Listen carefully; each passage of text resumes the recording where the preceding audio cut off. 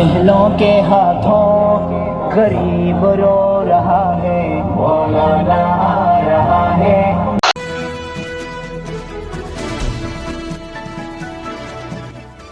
آپ دیکھ رہے ہیں خبر در خبر شمس تبریز قاسمی کے ساتھ۔ السلام علیکم ورحمۃ اللہ، میں ہوں شمس تبریز قاسمی اور آپ دیکھ رہے ہیں ملت ٹائمز خبر در خبر میں خوش آمدید۔ ہم لے کے رہیں گے آزادی۔ پہلی مرتبہ یہ نعرہ کنہیا کمار نے دیا تھا۔ وہ J N you students union کے صدر تھے۔ وہ نعرہ ایک تحریک کی شکل میں تبدیل ہو گیا، کئی لوگوں کو جیل میں بھی جانا پڑا، ان کے ساتھ عمر خالد کو اور کئی لوگوں کو، لیکن یہ سب لوگ لیڈر بھی بن گئے۔ ہندوستان میں اس نعرے نے کتنا اثر کیا نہیں کیا یہ بات کی بات ہوگی، بعد میں گفتگو کریں گے، لیکن اب یہ نعرہ پاکستان میں گونج رہا ہے، اور جس انداز سے ہم لے کے رہیں گے آزادی کے نعرے پاکستان میں ان دنوں لگائے جا رہے ہیں، اس کے لیے اردو کا بہت خوبصورت لفظ ہے فلک شگاف نعرے۔ اس کا ترجمہ کرتے ہیں کہ آسمان کو چیر دینے والا نعرہ، یعنی ایسا نعرہ جس کی آواز آسمان کو پھاڑتی ہوئی بہت اوپر تک پہنچ جاتی ہے۔ اس انداز سے ہم لے کر رہیں گے آزادی، پاکستان میں نعرے لگائے جا رہے ہیں۔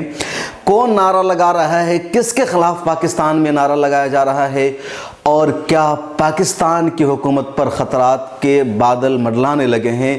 عمران خان کی کرسی خطرے میں آ گئی ہے اور مولانا فضل الرحمان اتنے پاورفل ہو گئے ہیں، عوام کی اتنی بھیڑ ان کے ساتھ اکٹھا ہو گئی ہے کہ عمران خان کی حکومت جا سکتی ہے۔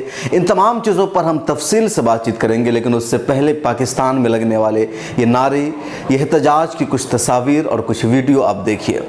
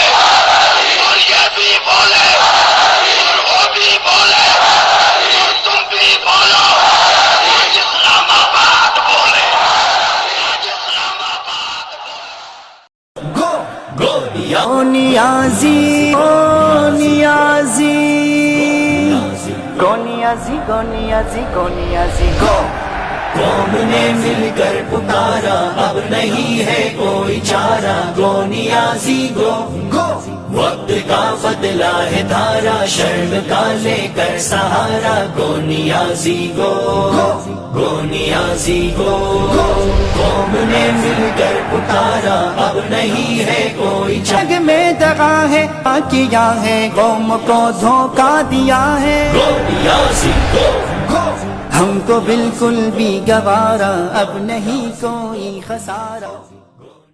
مولانا فضل الرحمان پاکستان کی بہت جانی پہچانی اور معروف شخصیت ہیں۔ وہ ایک مذہبی لیڈر ہیں، جمعیت علماء اسلام کے سربراہ ہیں، یعنی مذہب سے بھی ان کا تعلق ہے اور پاکستان کی سیاست سے بھی ان کا تعلق ہے۔ پاکستان کی جو بھی حکومت ہوتی ہے اکثر میں وہ حکومت میں شریک ہوتے ہیں، کبھی نہیں بھی ہو پاتے ہیں، جیسے موجودہ حکومت میں ان کے پاس کوئی عہدہ نہیں ہے۔ اور اتفاق یہ ہے کہ 2018 میں جب پاکستان کا انتخاب ہوا تھا تو اس میں مولانا فضل الرحمان کی پارٹی کے کئی لوگوں نے جیت حاصل کی، لیکن وہ خود اپنی سیٹ پر نہیں جیت پائے تھے۔ مولانا فضل الرحمان نے پاکستان کے وزیر اعظم عمران خان کے خلاف ایک مورچہ کھول رکھا ہے اور ایک کارواں نکالا ہے آزادی مارچ کا۔ اس مارچ میں، اس آزادی میں وہ جلسہ بھی کر رہے ہیں، تحریک بھی چلا رہے ہیں، احتجاج بھی کر رہے ہیں، اور ان کے اس آزادی مارچ کو پاکستان کی تقریباً سبھی اپوزیشن پارٹیوں کی حمایت حاصل ہے۔ بطور خاص جو پاکستان کی سب سے بڑی پارٹی کہلاتی ہے مسلم لیگ نون، اس کی حمایت حاصل ہے، پیپلز پارٹی کی حمایت حاصل ہے، اس کے علاوہ جو دیگر لوکل پارٹیز ہے پاکستان کی، سب کی مولانا فضل الرحمان کی اس مارچ کو حمایت حاصل ہے، اور وہ سب لوگ 27 اکتوبر سے لے کر آج تک مسلسل احتجاج کر رہے ہیں۔ کیا یہ ملک اس لیے بنا تھا کہ ہمارا ڈاکٹر وہ بھی غیر محفوظ ہو، ہمارا استاد بھی غیر محفوظ ہو، آج وکیل بھی رو رہا ہے، وہ بھی میدانوں میں ہے، آج میڈیا کا کارکن بھی رو رہا ہے۔ کون سا طبقہ ہے جو اس وقت کرب میں مبتلا نہیں؟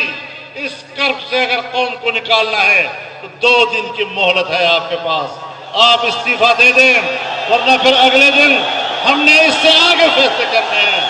کوئی کمٹمنٹ نہیں ہے کسی کے ساتھ، ہم جس امن کے ساتھ آئے ہیں ہماری اس امن کا احترام کیا جائے، قوم کے امن کا احترام کیا جائے، سیاسی جماعتوں کے امن کا احترام کیا جائے۔ ہم مزید صبر و تحمل کا مظاہرہ نہیں کر سکتے۔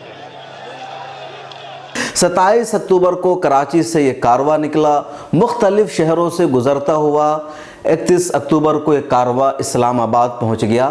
اسلام آباد میں 31 اکتوبر کو ہی اس مارچ کو ختم ہو جانا تھا، لیکن لاہور میں ایک ٹرین کا حادثہ ہو گیا پاکستان میں، جہاں اب تک 70 مسافر جاں بحق ہو چکے ہیں، جل چکے ہیں۔ اس کی وجہ سے 1 دن کی مدت بڑھا دی گئی، اور آج 1 نومبر کو تقریباً کئی لاکھ لوگ پاکستان میں اسلام آباد میں جمع ہیں اور عمران خان کے خلاف نعرے لگا رہے ہیں۔ عمران خان پر الزام ہے کرپشن کا، عمران خان پر الزام ہے روزگاری مہیا نہ کرانے کا، عمران خان پر الزام ہے ملک میں ترقیاتی کام نہ کرانے کا۔ پوری اپوزیشن کا الزام ہے کہ عمران خان جب سے اقتدار میں آئے ہیں پاکستان زوال کا شکار ہو گیا ہے۔ ایک بات تو ہندوستان اور پاکستان میں ان دنوں بالکل سیم ہے کہ ہندوستان میں مودی سرکار ہے، بی جے پی کی سرکار ہے، اور یہ سرکار نے آتے ہی اپوزیشن کے خلاف کریک ڈاؤن کر رکھا ہے۔ بڑے بڑے اپوزیشن کے لیڈر جیل کی سلاخوں میں بند ہے، پی چدمبرم جیل میں بند ہے، لالو پرساد جیل میں بند ہے۔ ہاں، جو لوگ بی جے پی کی ہاں میں ہاں ملاتے ہیں فوراً وہ جیل سے باہر نکل جاتے ہیں۔ دشن چوٹالہ کے والد اجے چوٹالہ فوراً جیل سے باہر آ گئے کیونکہ جے پی نے بی جے پی کے ساتھ مل کر ہریانہ میں سرکار بنا لی۔ لالو پرساد نے بی جے پی کی بات نہیں مانی تو جیل کی سلاخوں میں بند ہے، اور ایسے کئی مثالیں آپ کو مل سکتی ہے۔ پاکستان میں بھی یہی ہو رہا ہے۔ جب سے عمران خان آئے انہوں نے اپوزیشن کے خلاف کریک ڈاؤن کر دیا، نواز شریف کو جیل میں بند کرا دیا اور کئی سارے لوگوں کو بند کر دیا، تو پاکستان میں بھی وہی صورتحال برقرار ہے۔ فرق اتنا ہے کہ ہندوستان کی اپوزیشن میں اب بولنے کی ہمت نہیں رہ گئی ہے، احتجاج کرنے کی، مارچ نکالنے کی جرأت تک باقی نہیں رہ گئی ہے۔ اپوزیشن ڈرا اور سہما ہوا ہے۔ پاکستان کی اپوزیشن نے ہمت کی ہے، جرأت کی ہے، اور لاکھوں لوگوں کا مارچ کراچی سے لے کر اسلام آباد تک نکال لیا ہے۔ ریاست مدینہ کا ذکر کرنے والا عمران خان نیازی، ان سے قوم آج پوچھتی ہے کہ نواز شریف کے دور میں کینسر کے مریضوں کے لیے مفت دوائیاں دی جاتی تھیں، آج ان کو چھین لیا گیا۔ کیا میرے بزرگوں، میرے بھائیوں، کبھی آپ سوچ سکتے ہیں کہ خدا نہ کرے ریاست مدینہ میں اس طرح کا کوئی عمل ہو سکتا تھا؟ کاروبار ختم ہو گیا، مزدور بے روزگار ہو گیا، روٹی 2 روپے سے 15 روپے تک جا پہنچی، دکاندار کی दुकान बंद हो गई और सरमाकार वो उसका सरमाया खत्म हो गया। डॉक्टर सरापा एहतजाज हैं, नर्सें सरापा एहतजाज हैं, यतीम और बेवा आसमानों की तरफ उठाकर झोलियां उठाकर बद्दुआएं दे रहे हैं। मेरे बुजुर्गों, भाई और बहनों, 1.25 साल में 22 करोड़ अवाम की चीखें निकल गई हैं। आज दिन आ गया है कि इमरान खान की चीखें निकलनी चाहिए और पाकिस्तान के अंदर वो निजाम आना चाहिए कि जहां पर एक ही सब पे खड़े हो गए। यूं महमूद और अयाज ना कोई बंदा रहा, ना कोई बद्दा नवाज। मेरे बुजुर्गों, भाई और बहनों, आज वक्त आ गया है कि हमें इस जाली हुकूमत से जान छुड़ानी चाहिए।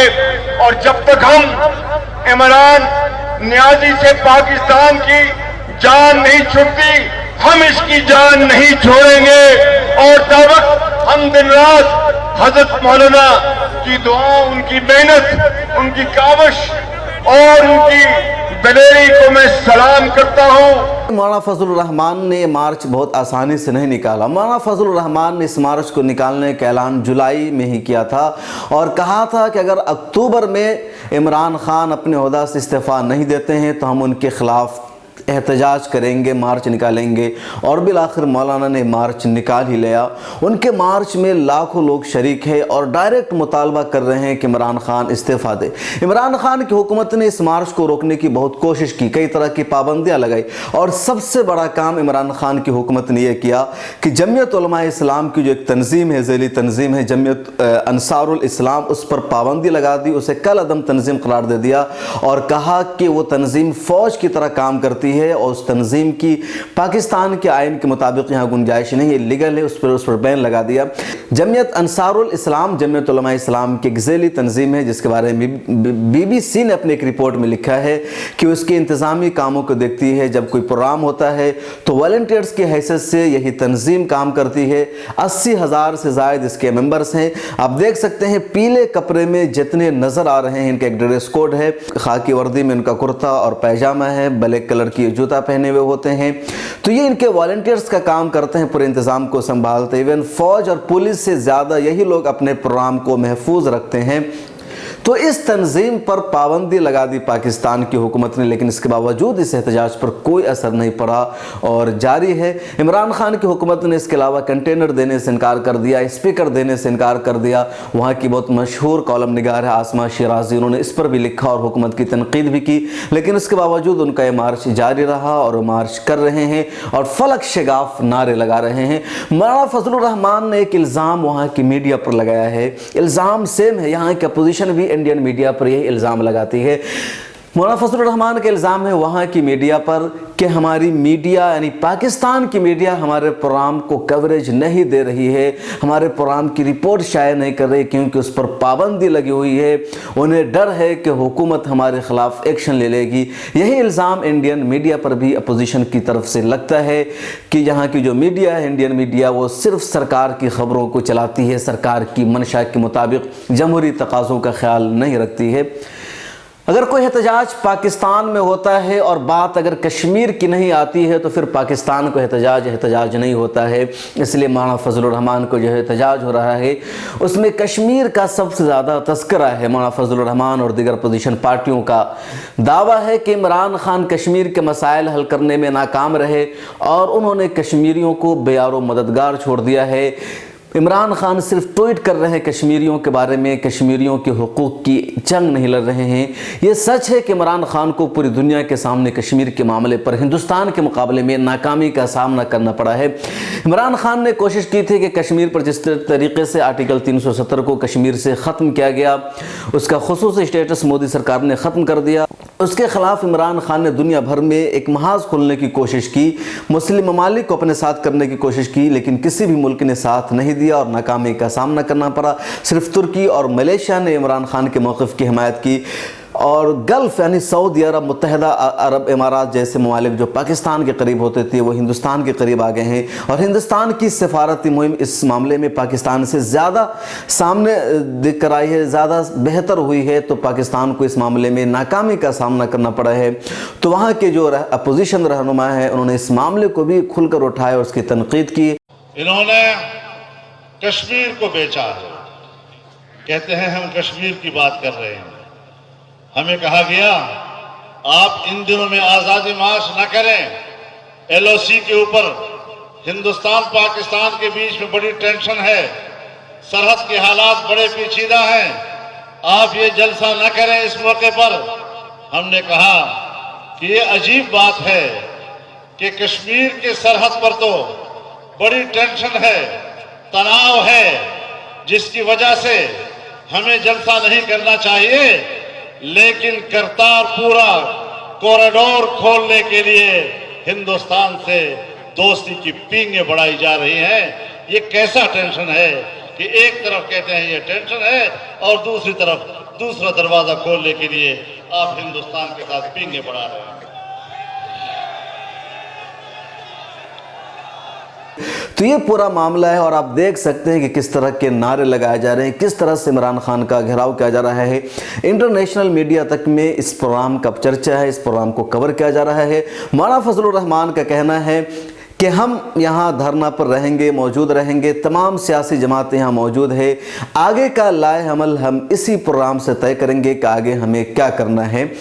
عمران خان کی حکومت نے مولانا فضل الرحمان سے مذاکرات کرنے کی درخواست کی تھی اور کہا تھا کہ عمران خان کسی بھی صورت میں استعفیٰ نہیں دیں گے، اس کے بعد آپ بات کریں۔ مولانا فضل الرحمان کا مطالبہ تھا کہ عمران خان پہلی فرصت میں استعفیٰ دیں، اس کے بعد کوئی بات ہوگی۔ یعنی جمعیت علماء اسلام کے جنرل سیکریٹری ہیں عبدالغفور حیدری، انہوں نے کہا کہ لبنان کے وزیر اعظم کی طرح عمران خان کو خود اپنی پوری کابینہ کے ساتھ مستعفی ہو جانا چاہیے۔ دوسری طرف عمران خان نے بھی ان پر تنقید کی ہے کہ اگر مولانا فضل الرحمان جیسے لوگ ہیں تو پھر یہودیوں کی سازش کی ہمیں کوئی ضرورت نہیں ہے۔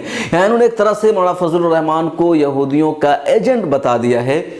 ادھر کچھ لوگوں کا یہ کہنا ہے کہ مولانا فضل الرحمان ہندوستان کے اشارے پر یہ کر رہے ہیں، اور ایک تصویر سوشل میڈیا پر گردش کر رہی ہے جس میں مولانا فضل الرحمان، ہندوستان کے national security advisor Ajit Doval اور جمعیت علماء ہند کے جنرل سیکریٹری مولانا محمود مدنی نظر آ رہے ہیں، اور اس تصویر کو وائرل کر کے کہا جا رہا ہے کہ ہندوستان پاکستان میں مداخلت کر رہا ہے، حالانکہ ایسا کچھ نہیں ہے۔